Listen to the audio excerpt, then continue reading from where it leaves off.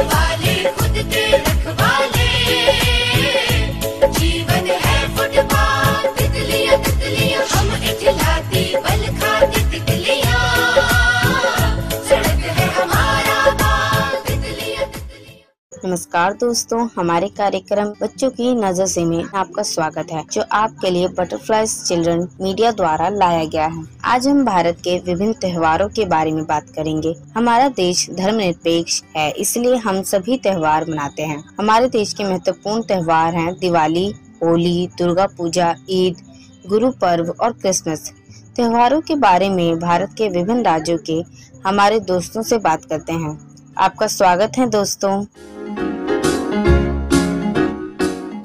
भारत की संस्कृति की महानता इसके त्योहार में देखी जा सकती है। भारत के जीवंत और जीवंत त्योहार हमारी भारतीय संस्कृति की महानता को दर्शाता है। भारतीय त्योहार को पूरी उत्साह और भक्ति के साथ मनाते हैं। भारत के सबसे प्रसिद्ध त्योहार दिवाली जो देश के विभिन्न संस्कृतियों के माध्यम से विभिन्न धर्मों और समाजों के बावजूद जोश और उत्साह के साथ मनाया जाता है। होली उत्सव, दशहरा, मैसूर में दशहरा उत्सव, रमजान, ईद उल फित्र, क्रिसमस, गणेश चतुर्थी, दुर्गा पूजा। नमस्ते, मेरा नाम उर्मिला मोहन यादव है। मैं सलाम बालक ट्रस्ट से जुड़ी हुई हूँ।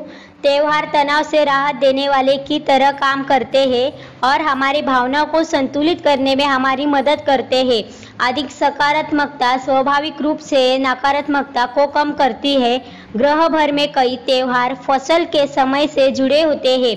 क्रिसमस, रोश हशनाह, दिवाली और ईद जैसे धार्मिक त्योहारों ने सदियों से सांस्कृतिक महत्व हासिल किया है। धन्यवाद। भारत सांस्कृतिक रूप से विविध समाज होने के कारण कई छुट्टियां और त्योहार मनाता है, लेकिन केवल 3 राष्ट्रीय त्योहार है: गणतंत्र दिवस 26 जनवरी, स्वतंत्रता दिवस 15 अगस्त और गांधी जयंती 2 अक्टूबर। राज्यों में प्रचलित धार्मिक आधार पर स्थानीय त्योहार होते हैं। नमस्ते, मेरा नाम सृष्टि है। मैं सलाम बालक ट्रस्ट से जुड़ी हुई हूँ। त्योहार अक्सर विशिष्ट सांप्रदायिक उद्देश्यों को पूरा करने के लिए काम करते हैं। विशेष रूप से देवताओं, देवी या संतों के स्मरण उत्सव या धन्यवाद के संबंध में उन्हें संरक्षक त्योहार कहा जाता है। वे मनोरंजन भी प्रदान कर सकते हैं, जो बड़े पैमाने पर उत्पादित मनोरंजन के आगमन से पहले स्थानीय समुदायों के लिए विशेष रूप से महत्वपूर्ण था। धन्यवाद। मेरा पसंदीदा त्योहार दिवाली है। इस साल दिवाली 4 नवंबर को मनाई जाएगी। दिवाली से पहले हम अपने घर की सफाई करते हैं। दिवाली 5 दिवसीय रोशनी का त्योहार है, जिसे दुनिया भर में लाखों हिंदुओं, सिखों और जैनियों द्वारा मनाया जाता है। दिवाली जो कुछ के लिए फसल और नए फसल के जश्न के साथ मेल खाता है, नई शुरुआत और बुराई पर अच्छाई की जीत और अंधेरे पर प्रकाश की जीत का त्योहार है। मुझे दशहरा उत्सव बहुत पसंद है। उत्तर भारत में दशहरा भगवान राम द्वारा रावण के वध की याद में मनाया जाता है। यह त्योहार महिला देवत्व का उत्सव भी है, क्योंकि यह देवी दुर्गा द्वारा राक्षस महिषासुर की हत्या का प्रतीक है।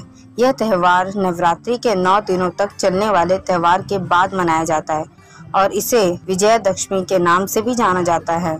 मित्रों, तुम सभी को धन्यवाद। ऐ वतन वतन मेरे आबाद रहे तू, ऐ वतन वतन मेरे आबाद रहे तू, मैं जहाँ रहूँ जहाँ में याद रहे तू, मैं जहाँ रहूँ जहाँ में याद रहे तू, ऐ वतन मेरे वतन, ऐ वतन मेरे वतन।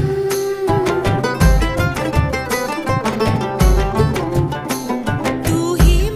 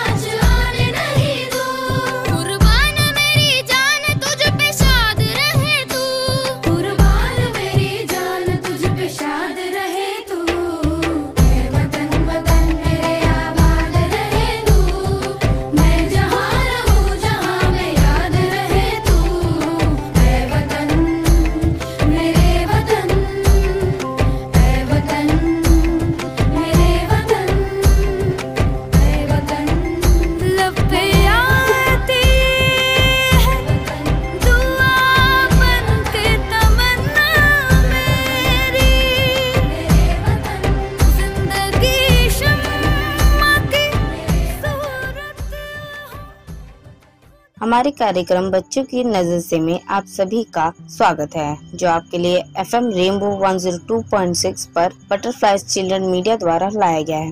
भारत के त्योहारों के बारे में अधिक जानने के लिए आइए हमारे दिन के अतिथि से बात करते हैं। मैम, आपका स्वागत है। नमस्कार आप सभी को, मेरा नाम जयश्री है। आज हम जानेंगे भारत के त्योहारों के बारे में। भारत विभिन्न धर्मों के साथ अनेकता में एकता का प्रतीक है। त्योहार चाहे किसी भी धर्म का क्यों न हो, सभी धर्म के लोग आपसी भेदभाव को भूलकर इन त्योहारों का लुत्फ उठाते हैं। इन त्योहारों में प्यार, स्नेह और सद्भावना भी देखने को मिलती है। भारत में अलग अलग धर्मों के त्योहारों का अपना एक महत्व है। त्योहारों को मनाए जाने के कई कारण होते हैं, जैसे धार्मिक, सांस्कृतिक या पारंपरिक। हर त्योहार अपने साथ कुछ खास लेके आता है।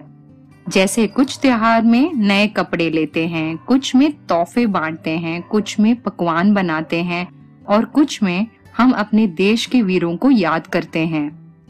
भारतीय त्योहारों को मुख्यतः 3 श्रेणियों में बांटा गया है। धर्म के आधार पर बनाए जाने वाले त्योहार पहली श्रेणी में आते हैं।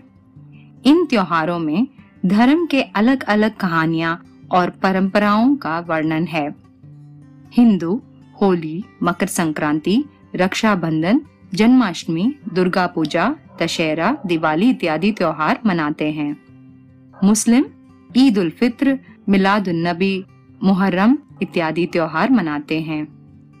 ईसाइयों का त्योहार है क्रिसमस, गुड फ्राइडे, ईस्टर इत्यादि।